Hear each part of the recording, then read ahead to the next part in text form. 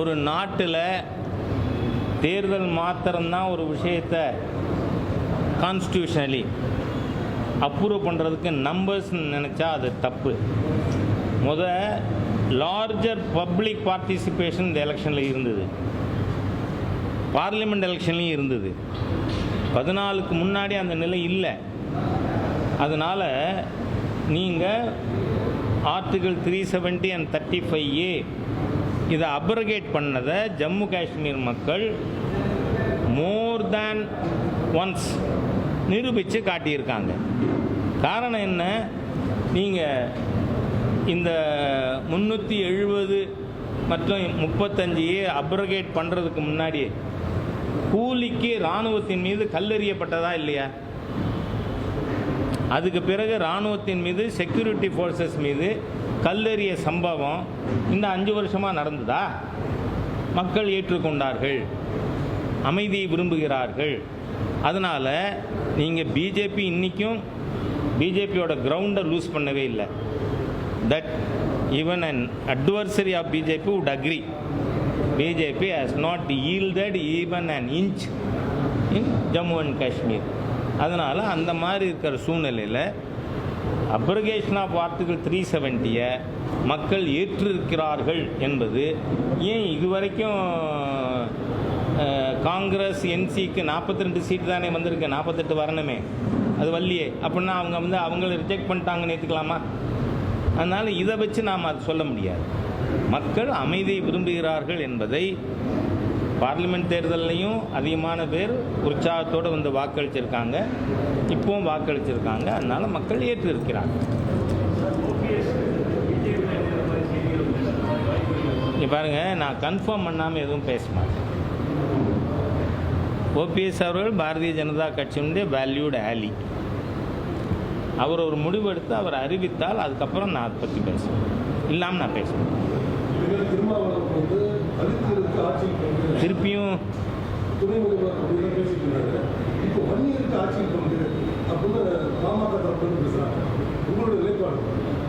இங்கே பாருங்க, நான் ஏற்கனவே சொல்லியிருக்கேன், பாரதிய ஜனதா கட்சி பாராளுமன்றத்தில் முதல் டெபுட்டி ஸ்பீக்கர் பிஜேபிக்கு கிடைக்கும் பொழுது நாம் யார் டெப்டி ஸ்பீக்கர் ஆக்கணும்? திரு சூரஜ்பான், பெரிய தலித் லீடர். அதே மாதிரியா இப்போவும் ஒரிசாவில் பட்டியல் மலைவாழ் சமுதாயத்தை சேர்ந்தவர். இதுக்கு முன்னாடி மகாராஷ்டிராவில் பிஜேபி சார்பாக சட்டமன்ற கட்சி தலைவராக இருந்தது Thiru Gopinath Munde, another tribal leader. அதனால் பாரதிய ஜனதா கட்சி எப்பொழுதுமே நாம் பட்டியல் சமுதாய மக்களுக்கு முன்னுரிமை தரோம். அதனால் இந்து சமுதாயத்தில் ஒரு ஜாதிக்காக பேச தேவையில்லை, எல்லாருக்கும் முக்கியத்துவம் கொடுக்கணும். பட்டியல் சமுதாயத்தினருக்கு முக்கியத்துவம் கொடுக்கணும், மற்ற சமுதாயத்தினருக்கும் முக்கியத்துவம் கொடுக்கணும். ஆகவே இந்த டிவிசிவ் பாலிட்டிக்ஸு பிஜேபி என்றைக்குமே கடைபிடிச்சதில்லை. அதனால் அவரவர் அவர் விருப்பத்தை சொல்கிறாங்க. ஆனால் ஒரு விதத்தில் நான் ஏற்கனவே திருமாவளவனோட டிமாண்டை ஆதரிச்சிருந்தேன். என்ன டிமாண்டு? தேர்தலில் அவர் பேரை சொல்லி திமுக ஓட்டு கேட்குது, ஆனால் மந்திரி சபைக்குள்ளே நீ உள்ள நிறைவேற்றப்படாது, வெளியில் நில்லுன்னு சொல்லக்கூடாது. காரணம், பிஜேபி எப்போவுமே ப்ரீச் பண்ணுறது இல்லை, வி ப்ராக்டிஸ். 2014 பிஜேபிக்கு அறுதி பெரும்பான்மை 282 சீட்டு இருந்தாலும் வெறும் 2 தொகுதி ஜெயிச்சா அப்பனாதல் வர எல்லாருக்கும் மந்திரி சபையில் இடம் கொடுத்துருக்கோம். அதே மாதிரி 19 303 சீட்டு அறுதி பெரும்பான்மை கூட்டணியில் இருக்கிற எல்லாருக்கும். எங்கள் தேர்தல் முழுத ஒருத்தரோட படத்தை போட்டு அவர் பேரை சொல்லி ஓட்டு கேட்போம். ஆனால் மந்திரி சபைன்னு வந்தால் திமுக மாத்திரம் தான் இருப்போம், மீதி பேர்லாம் வெள்ள நெல் உள்ள சீட்டு கிடையாதுன்னு சொல்லலாமா? அது சொல்லக்கூடாதுங்கிறதுனால ஆட்சியில் பங்கு அதிகாரத்தில் பங்குன்னு கேட்டது நியாயம். அதை நம்ம ஏற்கனவே சொல்லியிருக்கோம். நான் தான் சொன்னேன், அது தேவையில்லை. அனைவரோடும் சேர்ந்து அனைவருக்குமான மேம்பாடு, சப்கா சாத் சப்கா விகாஸ் பிஜேபியோட இது அடிக்கோடியிட்ட கொள்கை. அதுதான் மது ஒழிப்பா? ஒழிஞ்சு போச்சு. மாநாடு முடிஞ்சது, மது ஒழிஞ்சு போச்சு. தமிழ்நாட்டில் இருக்கா? அந்த மாநாடே நாடகம். திமுக விசிக கூட்டு நாடகம். ஏன்னா மது கொண்டு வந்தது யாரு? State government. ப்ரோஹிபிஷன் என்ன சப்ஜெக்ட்ல இருக்கு? State subject. ஸ்டேட் சப்ஜெக்ட்ல இருக்கிற ப்ரோஹிபிஷன் கடையை திறந்தது நீங்க, மூடுறது நாங்களா? How is it possible? ஆகவே நாங்கள் திறந்து வச்சு 68 பேர் செத்தாலும் செத்த அன்னைக்கு நாங்கள் இன்னைக்கு இந்த ஆண்டு 1700 கோடி 48,700 கோடி சாராய வருமானம் வந்திருக்குன்னு சாராய இலாக்கா அமைச்சர் அறிவிச்சாரா இல்லையா? அது தொடருதா இல்லையா?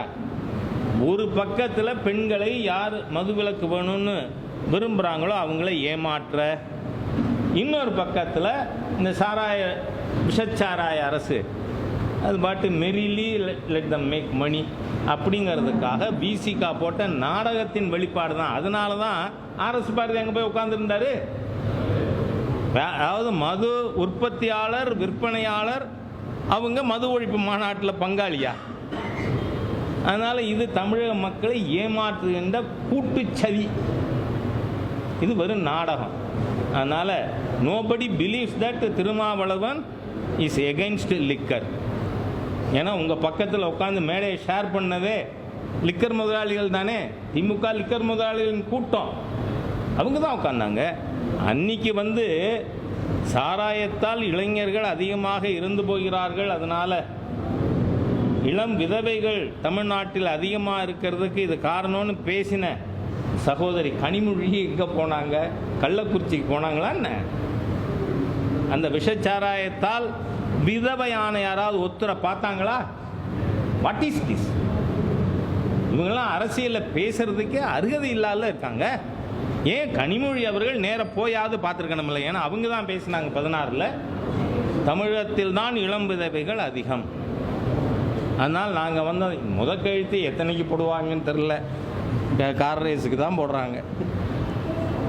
அதனால் திமுகவின் முதல் குடும்பத்தின் நாடகத்துக்கு சைடு கிக்கு திருமாவளவன் சப்போர்ட், அவ்வளவுதான்.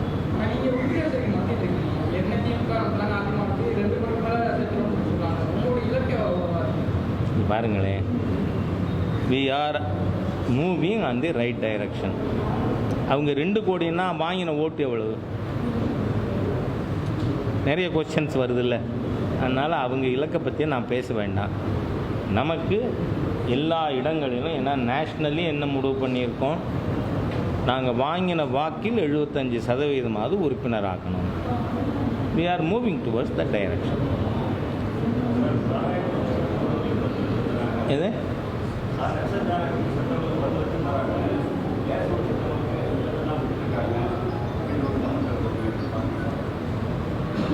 அதாவது ஏற்கனவே அதிமுக தரப்புலேருந்து 25 லட்சம் கொடுக்கணும்னு கோரிக்கை வச்சுருக்காங்க.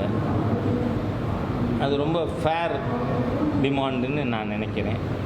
அதனால் அது விஷச்சாராயத்துக்கு ஏன் கொடுக்குறாங்க தெரியுமா?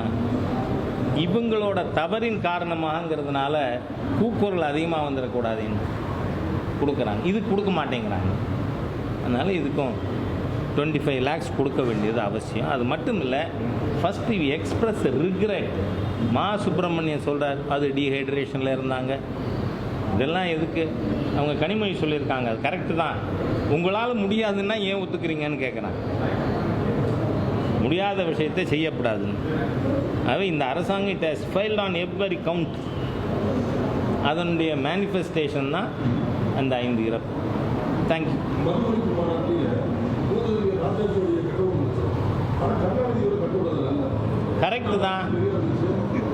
கரெக்டு தான். ஏன்னா 1937 ராஜாஜி அவர்கள் சென்னை ராஜதானியின் பிரிமியராக வந்தார். அப்போவெல்லாம் 8 மாகாணங்கள், மாகாணத்துக்கு பிரதமர்னு பேர்.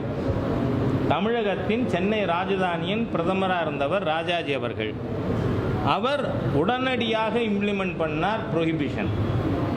1937 71 ஆகஸ்ட் 30 வரை குடினா என்னன்னு தெரியாத ஒரு தலைமுறைக்கு குடினா என்னன்னு தெரியாது. அதை குடிக்க வச்சு குடிகெடுத்தது கருணாநிதி. அதை புரிஞ்சதுனால திருமாவளவன் அவர்கள் ராஜாஜியோட கட் அவுட் இருக்கணும், ஏன் மதுவிலக்கு கொண்டு வந்தவர், தமிழர்களை வாழ வைத்தவர். ஆனால் கருணாநிதி இது இருக்கப்படாது. காரணம் என்ன? அவர் தமிழர்களை குடிக்க செய்து குடிகெடுத்து விட்டார் அப்படின்னு புரிஞ்சுட்டு இருக்கார் திருமாவளவன். சபாஷ்ங்கிறேன். சரி,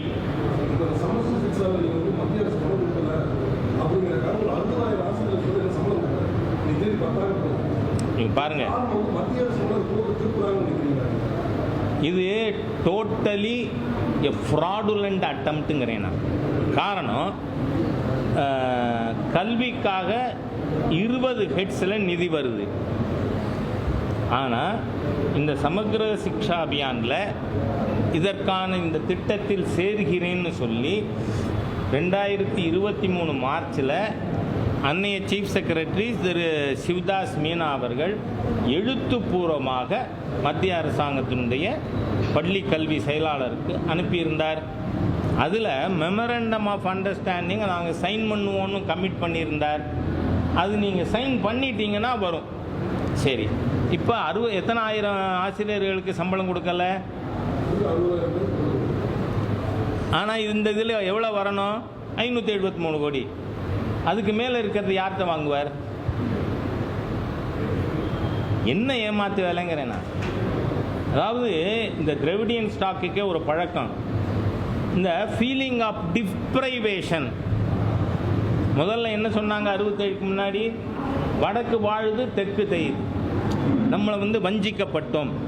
தமிழக மக்களை ஏதோ கற்பனையாக வஞ்சிக்கப்பட்டதாக ஒரு உருவகத்தை ஏற்படுத்தி அதில் அரசியல் அறுவடை செய்கின்ற மோசடியின் இன்னொரு அங்கம்தான் இன்னைக்கு இவங்க ஆசிரியர்கள் சம்பளம் கொடுக்காம ஏற்கனவே கஜானாவை காலி பண்ணி கொண்டு இருக்கின்ற திறமையற்ற அரசாங்கம். நான் 3 மாதத்துக்கு முன்னாடியே சொல்லியிருக்கேன், இன்னொரு 6 மாதத்தில் அரசு ஊழியருக்கு சம்பளம் போக முடியாத நிலை தமிழகத்தில் உருவாகும். காரணம், அன்மைண்ட்ஃபுல் எக்கனாமிக் ஸ்குவாண்டரி. அதனால் ஆகவே இவர்களுடைய திறமையின்மைக்கு மத்திய அரசை குறை சொல்லுவது என்பது எந்த விதத்திலும் ஏற்றுக்கொள்ள முடியாது.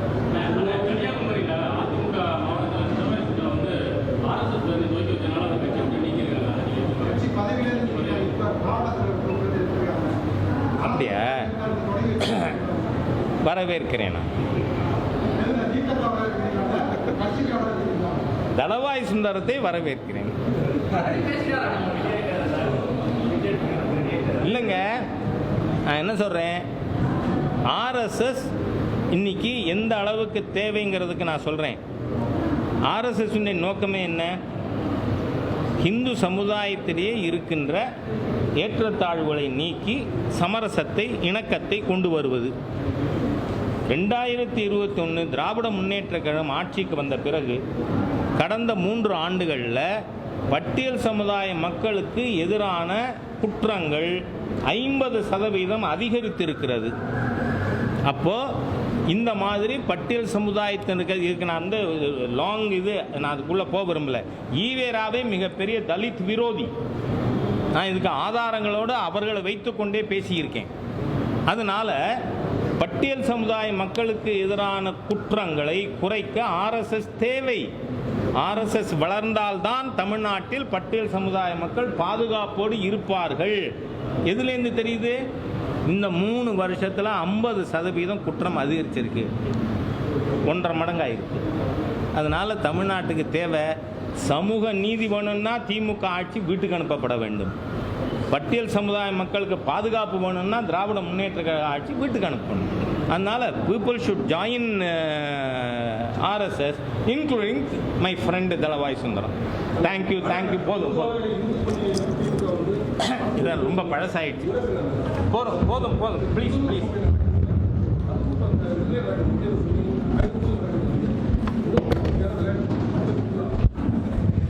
என்ன இங்கே இருங்க, இதுதான் லாஸ்ட்டு. ஏன்னா நான் இது பல தரம் பேசிட்டேன். சிறு சிறுத்தையின் புள்ளிகளை, நான் சொல்றது சீட்டா, விடுதலை சிறுத்தை நினைச்சிடக்கூடாது, சிறுத்தையின் புள்ளிகளை அழிக்க முடியாது. திமுகவின் ஹிந்து விரோதம் மாறாது. அது ஹிந்து விரோத அமைப்பு தான். Right from the word go, anti Hindu political outfit. அதனால் அவங்க அப்படி தான் இருப்பாங்க. இதை ஹிந்துக்களுக்கு புரிய செய்கின்ற பணியில் நாம் செய்வோம். தேங்க்யூ.